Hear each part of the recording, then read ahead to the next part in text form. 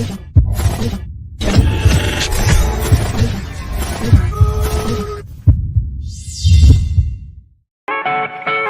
feel like I'm on the ball today. I even felt exempted from the law today. It's like this revelation dawned on me. It's so amazing, helps support the cause. I get everyone involved. I feel like I'm on the ball today. I even felt exempted from the law today. It's like this revelation dawned on me. It's so amazing, helps support the cause. I get everyone involved. Good morning. Welcome back to another Nudelberg Daily Huddle, where you can tune in Monday through Friday to get your morning coach talk. I am Mark Nudelberg, president of this whole thing, and excited to be here with you guys this morning. I'm the other coach, Jake Nudelberg, director of success at OTB, and Shea Money is bringing it around town. Does the World Series start today? Am I correct? Friday? Series starts Friday, right? Why do they get a week off? Got to it's a lot of recovery. It's got to happen. I mean, I guess you get let the pitching rotation get. Well, no, it was in case the Mets and Dodgers went Game 7, which would have been tonight, and then travel day and all that stuff. I was fortunate enough to be around, or unfortunate enough to be around some New Yorkers yesterday, and it was rough for like a few of them. You know, the ones that are Met Jets, I do feel for. I think there is I saw a graphic. It was, for those of you who don't know, the Dodgers are playing the Yankees in the World Series, but there was a graphic and it was like who everybody in the country is rooting for. And it was like the entire middle part of the country was neither. And then the left, right? Can we have nobody end the series? And then Florida was New York was New York, and then LA or California was obviously LA. So it was definitely a funny graphic. That's well, funny. The MLB couldn't have drawn up a better series. Technically, yeah, you got your two best teams in the league, right? You got the biggest names with Judge and Ohtani, and I don't care. I will tell you, I probably will not watch a pitch of the World Series. I don't know. I'm kind of in for it. You always get in for the World Series. Bro. Yes, every year I get a text like World Series. You sure about that? You sure about that? No. Normally I don't. This is not a true thing. This year, because it's those two teams, I don't watch I don't know when it's like the Braves or it's like the Phillies. I don't care as much about those. The Texans and the Astros, and when the middle of the country tends to care about it. But Mitch Ziffer's fired up about a classic World Series. Melissa Graves is laughing at us. Good morning, Becky Castillo. Good morning, Carrie. Good morning, Patrice, Scott, Michelle, Debbie. Great to see everybody. Yesterday was fun. Got to spend, number one, Mondays are great because we have our team meeting, and I love our Monday meetings. It was a great start to the week. We had a guest appearance from Gabby Nudelberg there with us, helping us do some work, which was awesome. But then I got to spend the afternoon with more of the Junior Achievement of South Florida organization and continuing to push leadership through the levels of that organization. So we talked about communication, we talked about accountability, we talked about core values, and we talked about how to lead yourself, because you have to lead yourself before you can lead anyone else. And they really enjoyed it, and it resonated really well. And then I got to ride home with Lori after. So that was cool. I was going to say, if you want any inclination that we're an all-encompassing training company, you went to train JA, when then Lori dropped you off at home to then come to my gym and to go work out with you. Right. But it is cool though to hear you talk about with the lower level of the leaders and getting more into the organizations with all of our clients, right? I think that is a movement now that you're seeing from more CEOs, from more leadership teams, is, giving actual resources to develop, whether that be in leadership or in sales or in ops, whatever it is. They are much more willing to have individual coaching, I think, which is really cool to see. That kind of movement is that people understand that the people development side of it is what is ultimately going to propel you forward. So it is cool to see, Lori, who is obviously a CEO who sits on our show, do that with hers, Yeah, super awesome. And they were so engaged, and you could tell that they had a desire for it. So whether it's Newcastle, where we're doing group trainings with them, or Junior Achievement, where we're doing, leadership development with them, it's cool to be around a lot of organizations. Obviously, RCC we've been working with for forever. Sistel we've been working with for forever. But to find more and more organizations that not only the leadership have a desire for the people to grow, but the individuals themselves want the content. They want to grow. They want to learn. They want to, experience some discomfort and try new things. It's a blast. So really good. That's awesome. As we do on this show, we need to wake it up before we get into anything. Let's wake it up, and then we'll get into the content.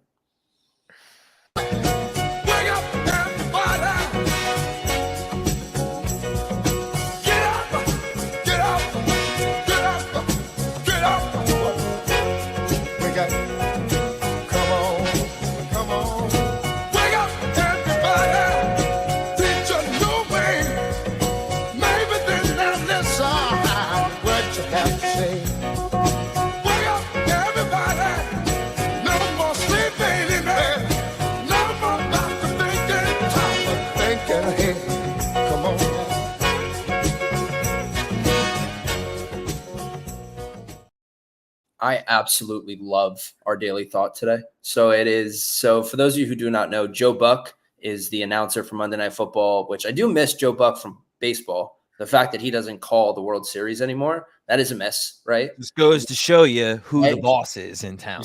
Just saying. But he happened to be in Tampa yesterday for the Monday Night Football game, and this was his video that he posted yesterday, and I thought it was a perfect thing for our daily thought. So it's Monday, week 7. Ravens, Bucks. We're supposed to be, it's 3 o'clock in the afternoon. Went on a walked by this twice. I'm like, why not? Let's just get on a jet ski. Why not?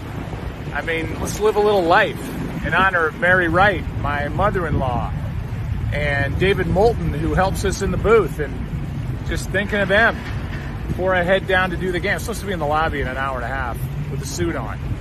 So wish me luck, because Troy gets pissed when I'm late, but whatever. First of all, their dynamic is phenomenal. There was an interview that he did of Troy years back that I thought, I had no idea that they had that relationship prior to that interview, but they've been longtime friends. So hearing them work together is a blast. But then all the behind the scenes stuff with them and their dynamic is great. I love his message about live life. I love that. Why not? Why not do it? Why not get on the jet ski, obviously? And he did obviously make it to the game. It was funny, but you mentioned their relationship in the game. I think Aikman goes to do something on the screen, and Buck completely cuts him off the entire time. Right. He was like, you were going to circle him. Weren't you? Circle him, weren't you? And he goes, I was. And he goes, yeah, color commentator wouldn't shut up. Right. And your play-by-play wouldn't shut up. Right. Yeah, they're awesome. They are a fun duo to listen to. I will tell you that for me on Monday nights, I'm fully entrenched in listening to Peyton Manning and Bill Belichick, because they watch the game the way I want to watch the game. They're breaking down every scenario. They're talking about it like you're breaking down film. And I'm like, yeah, this is me. This is my living room. Yeah, and they talk about it at such a level where they're disgusted by things that are happening, visibly ill. Yeah, there was a kick last week, and Peyton was wanted to throw up. Which is a testament to why they were as good as they were at their jobs, because the standard is the standard, and you're supposed to do things a certain way. And Bill Belichick last night was talking about the tackling, and he was like, look. He's like, you spend all week talking about you got to get Lamar Jackson on the ground. You got to get Derrick Henry on the ground. And in practice, guys are whizzing by and touching him on the hip, being like, I got him. And as the head coach, you're like, no, you don't. That guy's 255 pounds and is going to barrel through you. You need to form tackle there, And so it's just, I love listening to them, and they're no negotiation for the standard or the way that things should be done. It's great lesson for anybody who doesn't really know football. Well, and I think you can't hide that either. When you have that passion or that energy, or, you can't hide that.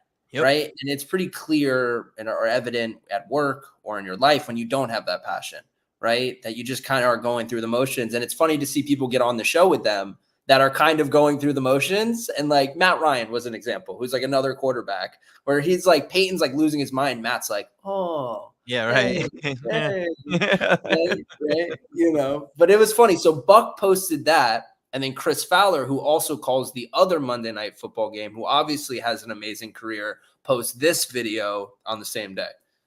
The message of this video is directed at me, right here. And anyone else like me who's been a little bit bitchy or whiny lately over nothing important. I realize that my problems are a privilege. I'm privileged to have the problems that I have. A friend of mine used that phrase in a conversation, and it really struck me. I'd never heard it before. What, I'm overworked, I'm too busy, I'm inconvenienced temporarily by something. It's a privilege to have those problems, as opposed to the stuff that other people are dealing with, weighty stuff. Being too busy is better than not having work. And I operate from a place of gratitude every day. It's a foundational thing for me. I know how lucky I am, how much I have to be grateful for.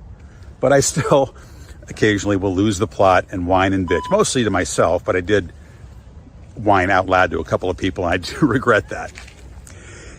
Consider that when problems feel heavy. You know, maybe they are heavy and they could be used as a opportunity for growth, you know, to rise up, meet the challenge, show what you're made of. But for the sillier stuff, just remember that you're privileged to have those. Use that on somebody else who you think may have lost the plot temporarily. I know I'll use it again on myself down the line. I love the concept of lost the plot. Have you lost the plot? Like, I want to ask so many people that question. That to me is the best thing he said in that entire statement was, I lost the plot. Keep the main thing the main thing. What are you focused on? And it stems from the conversation that Dad and I had yesterday. Pressure is a privilege, right? And what real pressure is. He showed the Shaq video of him talking with his dad and going to see a family that was put out on the street and how he helped them.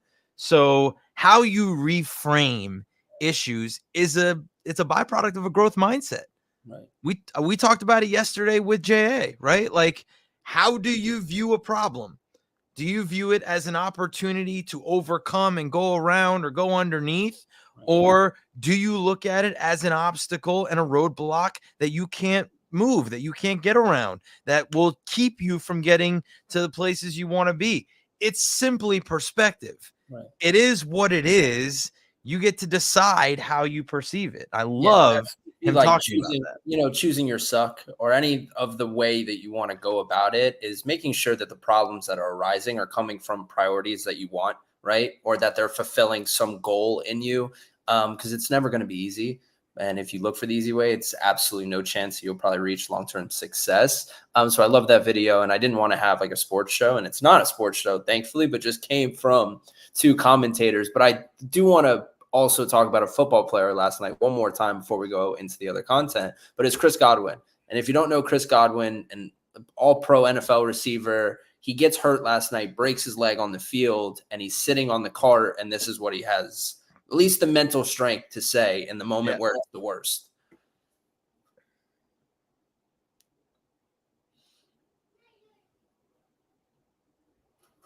So good. So for those of you who couldn't see the video, he looks at the trainer and he realizes the situation of like, it's broken. This is done. And the very next thing he says is, let's go to work. Work, right? Back to work. And that's accepting reality, I think. You know, it's like, it is what it is, right? And this is circumstance, and there's nothing I can do, right? And the only thing I know, and now that's obviously coming from someone who's been there before, right? Like he had been hurt before. He knows what it's going to take to get back. But I think about Jalen Phillips, who's on the Dolphins, or anybody who continuously can handle the stress and the things going the wrong way are usually the ones who prevail. But the motivational music today is Taylor Swift. And if you are not in South Florida, then you probably didn't know that she was here. Maybe you did. But if you were in South Florida, you absolutely knew that Taylor Swift was here. So we're going to talk about the impact, talk about her show, talk about what she does. But let's play some motivational music and then we'll get into it. Bad blood, you know it used to be mad love. So take a look what you've done. Cause baby, now we got bad blood. Hey, I can't take it back. Look where I'm at. We We was OG like DOC, remember that. My DOC was quite OD, ID my facts. Now POV of you and me, similar Iraq. I don't hate you, but I hate to critique, overrate you. These beats of a dark heart use bass lines to replace you. Take time and erase you. Love don't hear no more, no, I don't fear no more. But yet respect ain't quite sincere no more. Oh, it's so sad to think about the good times, you and I. 'Cause baby, now we got bad blood. You know it used to be mad love. So take a look what you've done. 'Cause baby, now we got bad. Love it. I mean, I don't love it. I'm not Swiftie. Okay, there we go. Here we go. Now we can get into it. Right. Not gonna lie to you guys. I'm not. 3 sold out shows at Dolphin Stadium at Hard Rock Stadium. I mean, I talked about it yesterday with Dad. I was at the park in Miami Lakes, which is right next to Opa-locka Airport, and it was plane after plane after plane after plane after plane that was landing, bringing in, you know, private clientele that were there for the show that night. It's wild. 3 hours a night, or 3.5 hours is what she goes for 3 back-to-back nights and sells out every show. And I think the most impressive thing that she does is that she does it in a rain, or she does it in the rain. Yeah. And it's like a thing that if you get to go to a rain show, it's a big deal, right? Yeah. It's like a and massive. It rained Friday night. It rained Friday and Sunday, right? And so Sunday, or maybe it was, I think it was Sunday, because she said it was the last opportunity on the tour for it to be a rain concert because the rest of the concerts are inside. Oh, They're wow. going to domes. And so Miami was the last 3-hour rain concert where people will sit there and listen to the eras or the era tours or however her music is kind of. I'm telling you, I know 40-year-old women who went with glitter on their face and outfits to the max, and they were there for Taylor. Like, they were there not for their kids, they were there for themselves and for Taylor. And so, like, she has an unbelievable reach, right? Like, she touches people. The ability to have an impact, right, on people is absolutely absurd. But the economic kind of implications of her coming to town is wild. Like, I don't know if you read some of the statistics, but like on average, you're going to spend $1,400 a person.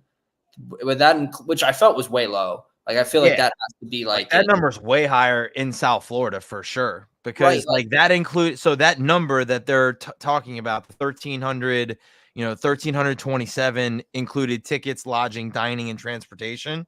That's at least $3,000 a person for that trip. Right. And then so Uber rides, on average, there's 3,000 Uber rides more when she's in town. I will tell you. So I Lyft everywhere, right? Like we have one car, so the majority of my work travel gets done through Lyft. I picked up Kai from the airport. We lifted from the airport to the barbershop. Well, the guy who picked us up at the barbershop to take us home was fired up about Taylor Swift being there. He's like, dude, I'm not going to sleep for the next 3 days. He's like, I am riding all day long. Like, I'm about to make money this weekend. Well, I said this to Gabby. I was like, think of the Super Bowl, right? Like, it's one night, right? Like, it's one night of an actual week of events, of festivities, right? Right. But like, they fill the stadium once, right? And they do the whole shebang once. She came back for 3 different times. Now I have this question. As a performer, right? Like, this is her biggest tour, right? She made a movie about it, right? My understanding, right? How do you come back? Right? From like, do you have to do 3 hours every time or you're disappointed as a Taylor Swift goer? Like, next time you go. So from here, you're saying like the next tour? Nah. Like, nah. Like, is it album specific next or hits? Yeah. I think she creates a theme for the tour. And so each one will have its own, but I think this is probably peak. Okay. Like, I think from here, like, she maybe then focuses on a specific album and she starts to work into like the later part of her career. But like, I would have to think that this is peak Taylor Swift moment. Which, like, I don't know. I was surprised Gabby didn't go. I will tell you that. I'm so glad she didn't. Well, that's another great question. Like, that's not a cheap like gift for somebody to like take your kid. No, Like, I mean, and obviously, like, if you get them at face value, far less expensive than buying them on the secondary market. But yeah, like, and I said this yesterday on the Huddle, like, the people that were here at the airport for the show, we're not talking about just like, 18 to 28. We're talking about 5 years old. We're talking about 75 years old. Everybody in the middle, all here for Taylor Swift and locked in for it. I've never seen anything like it. Was there anybody like in your time that like Madonna, I guess? I mean, Like Michael Prince, Jackson. Michael Jackson, I was right? a kid in the early 90s, like early MTV days, they would show Michael's concerts that were, you couldn't even put them in an arena or in a stadium. These things were out in the middle of nowhere and just massive parks, and you legitimately had people passing out. Like, he would come on stage with the sparklers and people would just go moonwalk. Now you've got people crowd surfing people who are passed out to the security people. They're not crowd surfing. These people are unconscious, being passed from the back to the front so that they can get to the security people, so that the security people can get them to the paramedics. So would that be your answer Scenarios. to the concert if you could go back in time to go to? No, because I love his music, but like, no, if I could go see anybody, it's Petty for sure. Petty? Yeah. Wow. Oh man, I never got to see Petty, and so for me, like, You have a that's top the three? one. You have a top three? Like, I would love to see Prince personally. Like, I think I would. I Prince just think would be him great. rocking the guitar would be really cool. Marvin Gaye. I would want Oh. to see Marvin Gaye. So I would go Tom Petty. I would go Marvin Gaye.